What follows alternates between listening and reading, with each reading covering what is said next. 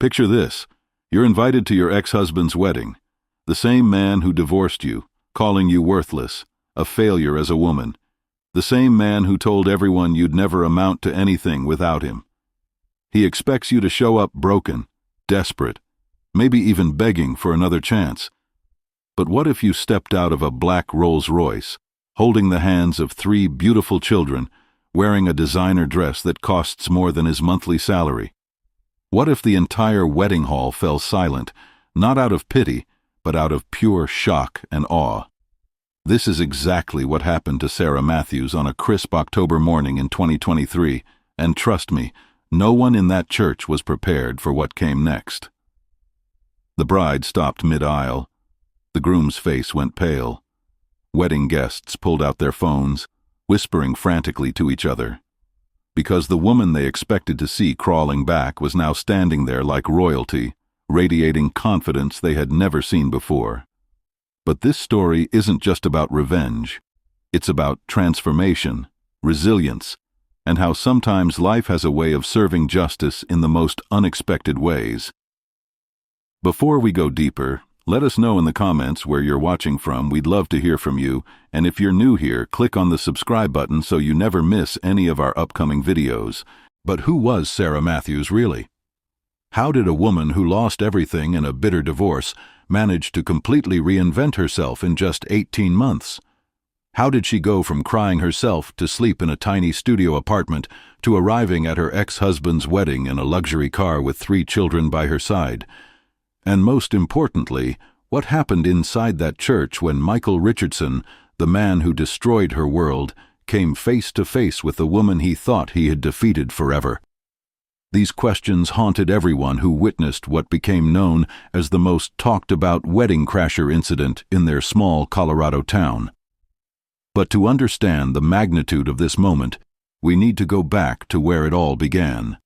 We need to understand who Sarah was before her world collapsed, who Michael really was behind his charming facade, and how a marriage that seemed perfect to everyone else was actually a carefully constructed prison that nearly destroyed a woman's soul. The truth is, this story will make you question everything you think you know about love, resilience, and the power of believing in yourself when the whole world has given up on you.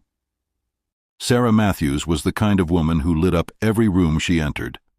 At 26, she had this infectious laugh that made strangers feel like old friends, and a gentleness that drew people to her like a magnet. She worked as a pediatric nurse at Denver Children's Hospital, spending her days caring for sick children with a devotion that amazed her colleagues. Her patients' parents would specifically request her because somehow she made the scariest moments bearable.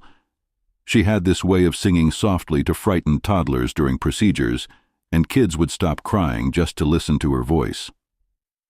When she met Michael Richardson at a charity fundraiser in 2019, she thought she had found her soulmate. Michael was everything she thought she wanted: successful, charming, ambitious. He was a rising star in commercial real estate, driving a BMW, wearing expensive suits, and talking confidently about his 5-year plan to build his own empire. He swept her off her feet with romantic dinners, weekend trips to Aspen, and promises of a fairy tale future together. He would show up at the hospital with flowers, charming her co-workers, and making Sarah feel like the luckiest woman alive. But there were signs early on that Sarah, blinded by what she thought was love, completely missed. Michael had this need to control everything around him. He would suggest what she should wear to dinner parties, criticizing her choices with a smile that made it seem like loving concern. "Honey, that dress makes you look a little heavy. Maybe try the blue one I bought you." He gradually isolated her from her friends, always having a reason why they shouldn't visit, or why certain people were bad influences. "Sarah, don't you think Jessica is a little too negative? Maybe we should skip her birthday party and have a quiet evening together instead." They married in 2020, a small ceremony because of the pandemic, though Michael insisted it was because intimate weddings were more meaningful. Sarah gave up her apartment and moved into Michael's house, a modern place that looked like a magazine spread but never felt like home. Everything had to be perfect, exactly as Michael wanted it. Sarah found herself walking on eggshells, trying to maintain his standards while working exhausting 12-hour shifts at the hospital. The real Michael began to emerge during their first year of marriage. His charm disappeared behind closed doors, replaced by criticism that cut deeper each time. "Why can't you keep the house clean like normal wives do? I work all day while you just play with kids at the hospital." When Sarah tried to explain how emotionally draining her job was, he would roll his eyes and remind her that real careers, like his, required actual intelligence and skill. But the worst part was the pressure about children. Michael's mother, Patricia Richardson, was relentless. Every family gathering became an interrogation about Sarah's fertility, disguised as concern. "When are we going to hear the pitter-patter of little feet? Michael was such a beautiful baby, and we can't wait for grandchildren." Michael would sit silently during these conversations, never defending Sarah, sometimes even joining in. "We're trying, Mom. Some women just take longer to figure out their purpose, I guess." What Michael and his family didn't know was that Sarah had been quietly seeing specialists for months. Test after test revealed nothing wrong with her reproductive system. When she suggested Michael get tested too, he exploded. "There's nothing wrong with me, Sarah. Maybe if you weren't so stressed all the time, so focused on other people's kids instead of making your own, this wouldn't be a problem." The conversation ended with slammed doors and days of cold silence. The monthly disappointments became a source of constant tension. Every negative pregnancy test felt like another failure in Michael's eyes, another way Sarah was letting him down. He started making comments about him. Imith shaking hands while Michael slept soundly in their bed as if he hadn't just destroyed their marriage with cruel, calculated words. She left before dawn, driving to her friend Emma's apartment with tears streaming down her face and nowhere else to go. She called in sick to work, something she had never done unless she was genuinely ill, and spent the day trying to process what had just happened to her life. The divorce proceedings were swift and brutal. Michael's lawyer was ruthless, painting Sarah as an unstable woman who was obsessed with her job to the detriment of her marriage. They used her dedication to her young patients against her, suggesting she was mentally unfit for motherhood because she was too emotionally invested in her work. Michael kept the house, the cars, and most of their savings, leaving Sarah with her personal belongings and a small settlement that would barely cover rent for a few months. But little did Michael know his decision to end their marriage wasn't the end of Sarah's story. It was just the beginning of a transformation that would shock everyone who thought they knew her, and ultimately lead to a moment of truth that would change everything. Imith shaking hands while Michael slept soundly in their bed as if he hadn't just destroyed their marriage with cruel, calculated words. She left before dawn, driving to her friend Emma's apartment with tears streaming down her face and nowhere else to go. She called in sick to work, something she had never done unless she was genuinely ill, and spent the day trying to process what had just happened to her life. The divorce proceedings were swift and brutal. Michael's lawyer was ruthless, painting Sarah as an unstable woman who was obsessed with her job to the detriment of her marriage. They used her dedication to her young patients against her, suggesting she was mentally unfit for motherhood because she was too emotionally invested in her work. Michael kept the house, the cars, and most of their savings, leaving Sarah with her personal belongings and a small settlement that would barely cover rent for a few months. But little did Michael know, his decision to end their marriage wasn't the end of Sarah's story. It was just the beginning of a transformation that would shock everyone who thought they knew her and ultimately lead to a moment of truth that would change everything. The first few months after the divorce were the darkest period of Sarah's life. She found a tiny studio apartment in a neighborhood she could barely afford, working double shifts at the hospital just to make rent and pay off the legal bills from the divorce. Her colleagues noticed the change immediately. The woman who used to light up the pediatric ward now moved through her days like a ghost, doing her job with the same competence but missing the spark that had made her special. Emma, her closest friend from nursing school, refused to let Sarah fade away. "You're not the same person who used to make me laugh until my stomach hurt during our night shifts," Emma said during one of their coffee dates. "I know Michael broke something inside you, but Sarah, You're still in there somewhere. I can see her trying to fight her way back." It was Emma who first suggested that Sarah consider something she had secretly dreamed about for years, becoming a foster parent. "Think about it," Emma continued. "You've spent your career taking care of children who need extra love and attention. You have so much love to give, Sarah. Maybe this is the universe's way of telling you that motherhood doesn't have to look the way Michael told you it should look." The idea planted a seed in Sarah's mind that began to grow despite her fear and self-doubt. Sarah started attending foster care orientation meetings, initially just to explore the possibility. She learned about children who had been abandoned, neglected, or removed from dangerous situations, kids who just needed someone to believe in them and show them what stable love looked like. The social workers were impressed by her background in pediatric nursing and her genuine passion for child welfare. Within 6 months, Sarah had completed all the required training and home studies, transforming her small apartment into a safe, welcoming space for children who needed temporary care. Her first placement was Marcus, a 7-year-old boy who had been in the system for 2 years after his grandmother, his primary caregiver, passed away. Marcus was angry, scared, and tested every boundary Sarah set, expecting her to give up on him like so many adults had before. But Sarah saw past his defensive behavior to the frightened child underneath, and she responded with patience and consistency that gradually earned his trust. "Why don't you send me away like everyone else?" Marcus asked one night after a particularly difficult day at school.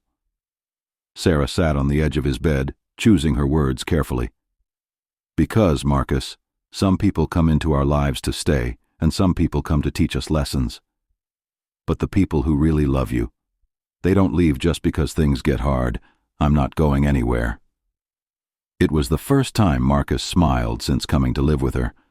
3 months later, Marcus's caseworker called with news that would change both their lives forever. Marcus had 2 younger siblings, twins Emma and Ethan, who were being moved from an unstable placement and needed a home together. The siblings had been separated for over a year, and the trauma of that separation had affected all 3 children deeply. "Would you consider taking all 3?" the social worker asked. "I know it's a big ask, but they need to be together, and Marcus has made more progress with you than we've seen in years." Without hesitation, Sarah said yes. Her tiny apartment was transformed into organized chaos as she welcomed 6-year-old twins who were shy, clingy, and desperate for the security they had lost when their grandmother died. Emma, the little girl, would follow Sarah around like a shadow, terrified that she might disappear like so many other caregivers had. Ethan was quieter, more withdrawn, but he came alive when Sarah read bedtime stories, his eyes wide with wonder at tales of adventure and families who stayed together. Caring for 3 children while working full-time required Sarah to make difficult. The invitation arrived on a Wednesday morning in September 2024, addressed in Michael's familiar handwriting. Sarah stared at the cream-colored envelope for a long time before opening it, her children getting ready for school around her in the organized chaos that had become their morning routine. "Mom, you okay?" Marcus asked, now 9 years old and remarkably perceptive about adult emotions after his experiences in the foster system. "You look like you saw a ghost." Inside was an elegant wedding invitation. "Michael Richardson and Amanda Walsh request your presence at their wedding celebration on October 15th, 2024. But it was the handwritten note at the bottom that made Sarah's blood run cold. "Sarah, I thought you should see how a real wedding looks when a man marries a woman who can actually give him what he needs. Amanda is already pregnant with our first child. Hope you can make it. Michael." Emma, now 7 and incredibly intuitive, noticed her mother's expression change. "Mommy, what's wrong? You look sad." Sarah quickly folded the invitation and forced a smile. "Nothing, sweetheart. Just some old mail. Are you ready for school?" But as she helped her children gather their backpacks and lunchboxes, Sarah's mind was racing. Why would Michael invite her to his wedding? What could he possibly gain from having her there? Her friend Emma, now her children's unofficial aunt, was furious when Sarah showed her the invitation that evening. He wants you there to humiliate you, Sarah. He wants his new wife and all his friends to see the broken woman he divorced, probably hoping you'll show up looking desperate and pathetic so he can feel better about himself. Emma paced around Sarah's living room, gesturing wildly. Please tell me you're not actually considering going to this circus. But Sarah surprised her friend with her response. Actually, I think I am going to go. Emma stopped pacing, staring at her in disbelief. Have you lost your mind? Why would you put yourself through that? Sarah's expression was calm, almost serene. Because, Emma, I'm not the same woman he divorced. I'm not going to hide or feel ashamed of my life. If Michael wants me at his wedding, then I'll be there. But I'll be there as the woman I've become, not the woman he tried to convince me I was. Over the next few weeks, Sarah made careful preparations. She had been saving money from her consulting work and some smart investments she had made during the past year, and she decided to make this appearance count. She bought a stunning navy blue dress that fit her perfectly, highlighting how healthy and confident she had become since leaving her toxic marriage. She arranged for her children to stay with Emma's family for the weekend, though she was honest with them about where she was going. Are you going to see the mean man who made you sad before we became a family? Ethan asked with the directness of a 7-year-old. Sarah knelt down to his level, taking his small hands in hers. Yes, I am. But I'm not sad anymore, remember? I have you 3 and we have our beautiful life together. Sometimes we have to face things from our past so we can fully appreciate how good our present is. The morning of the wedding, Sarah looked at herself in the mirror and barely recognized the woman staring back. Gone was the timid, apologetic person who had walked on eggshells around Michael's moods. In her place stood a confident mother, a successful woman who had built a meaningful life from nothing, who had turned her pain into purpose and her loneliness into love for 3 children who needed her. She had arranged for a car service, wanting to make an entrance that would leave no doubt about how well she was doing. As the black sedan pulled up to St. Mark's Episcopal Church, Sarah took a deep breath and stepped out, her head held high. She walked toward the church entrance with purpose, knowing that every step was taking her toward a confrontation that... The wedding ceremony was in full swing when Sarah slipped quietly into the back of the church. She had deliberately timed her arrival for maximum impact, wanting to see Michael's reaction when he realized she had actually come.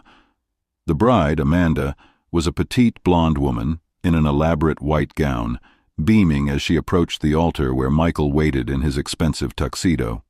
Sarah found a seat in the last pew, noting how many familiar faces filled the church.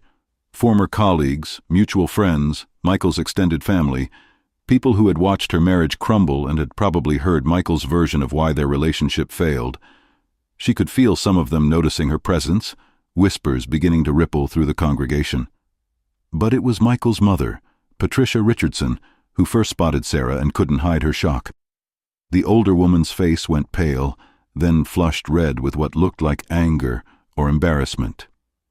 She immediately turned to whisper urgently to her husband, who turned around to stare at Sarah with undisguised hostility. The ripple effect continued as more wedding guests became aware of the uninvited ex-wife's presence. When the minister asked if anyone had objections to the marriage, the entire church fell silent with anticipation. Every head turned towards Sarah, expecting some dramatic outburst or desperate plea. But Sarah simply smiled serenely and remained seated, letting the moment pass. She wasn't there to stop the wedding. She was there to prove a point. The ceremony concluded without incident, and as guests began moving toward the reception hall, Sarah made her move. She approached Michael and his new bride during the receiving line, waiting patiently as they greeted other well-wishers. When her turn came, the look on Michael's face was everything she had hoped for and more. "Sarah," he stammered, clearly caught off guard despite having invited her himself. You actually came." His new wife Amanda looked confused, glancing between them as she tried to understand who this confident, beautiful woman was and why her new husband looked so unsettled. "Of course I came, Michael," Sarah replied warmly, extending her hand to Amanda. "You must be Amanda. Congratulations on your marriage.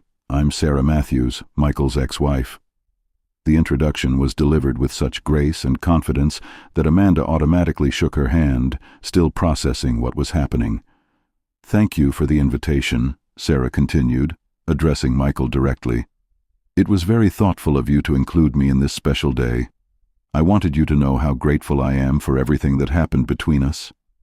Michael's confusion was evident as he tried to understand where this was going.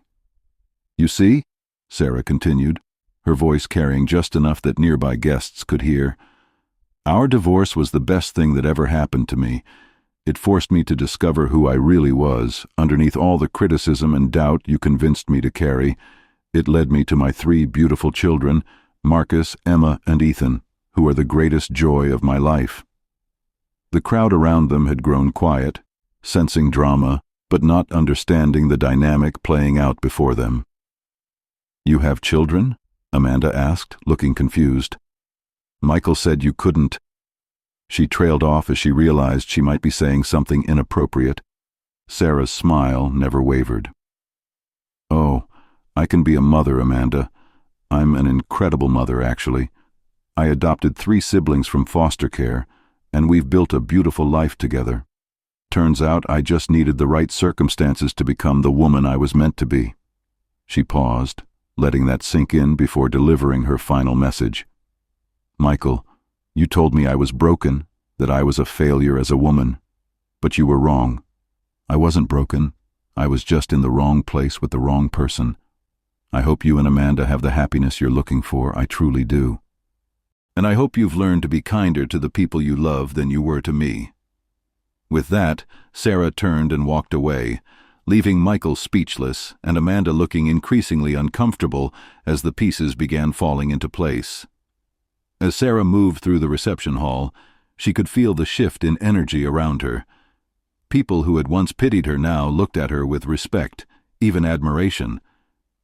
Several of Michael's friends and colleagues approached her throughout the evening, some apologizing for how they had treated her during the divorce, others expressing amazement at how well she looked and asking about her children. One of Michael's business partners, James, pulled her aside and said something that made the entire evening worthwhile. "Sarah, I owe you an apology. Michael painted a very different picture of you and your marriage. Seeing you now, hearing how you've turned your life around, I realize we only heard one side of the story. You're remarkable." As the evening wound down, Sarah watched Michael and Amanda during their first dance, but she felt nothing but peace. The man she had once loved desperately, whose approval she had craved, whose rejection had nearly destroyed her, now seemed small and insignificant compared to the life she had built. When she finally left the reception, Sarah felt lighter than she had in years. She had faced her past, proved her worth to herself and everyone who had doubted her, and most importantly, she had closure. The drive home was peaceful, filled with thoughts of her children who would be excited to hear about her evening and ready to start the next chapter of their life together. As Sarah pulled into her driveway that night, she found Marcus, Emma, and Ethan waiting up for her, despite their late bedtime. "How did it go, Mom?" Marcus asked, his protective instincts evident even at 9 years old. Sarah hugged all 3 of them close, breathing in the scent of their freshly washed hair and feeling overwhelmed with gratitude for the unexpected family that had saved her life. "It went perfectly," she told them honestly. "I remembered who I am, and I'm proud of the woman I've become. I'm proud of the family we've built together." Emma snuggled closer, her small voice muffled against Sarah's shoulder. "Are you happy you went?" Sarah considered the question seriously before answering. "Yes, sweetheart, I'm happy I went, and I'm even happier to be home with you 3. 6 months later, Sarah received a message from Amanda through social media. Michael's new wife had discovered more about her husband's character during their brief marriage, and she wanted to apologize for how Sarah had been treated. "You were right about everything," Amanda wrote. "I'm getting divorced too, and I wanted you to know that seeing your strength that day gave me courage to leave. Thank you for showing me what it looks like to stand up for yourself with grace." Sarah never responded to the message, but she saved it as a reminder of how far she had come. She was busy with her new life, her growing consulting business, and the 3 children who had taught her that love comes in many forms, and the most powerful kind is the love we have for ourselves when we finally understand our worth. Today, Sarah Matthews is a successful mother of 3, a respected child welfare consultant, and an advocate for foster care adoption. Her story reminds us that sometimes our greatest failures become our greatest strengths, and that the people who reject us are often doing us the biggest favor of our lives by forcing us to discover who we really are. So I want to ask you, what would you have done in Sarah's position? Would you have gone to the wedding, or would you have stayed home? How do you think you would have handled Michael's cruelty during their marriage? And most importantly, have you ever had someone reject you who ended up doing you a favor by setting you free to become who you were meant to be? I read every single comment, so please share your thoughts below. If this story moved you, if it made you think about resilience and second chances, and the power of choosing yourself, then please hit that like button. And if you want to hear more stories about people who turned their pain into power, make sure you're subscribed and hit that notification bell, because we have some incredible stories coming your way. Remember, sometimes the people who hurt us the most end up being the catalysts for our greatest transformations. Sarah's story proves that our worth isn't determined by those who fail to see it, but by our courage to rebuild ourselves when everything falls apart. Until next time, keep believing in your own strength and keep fighting for the life you deserve.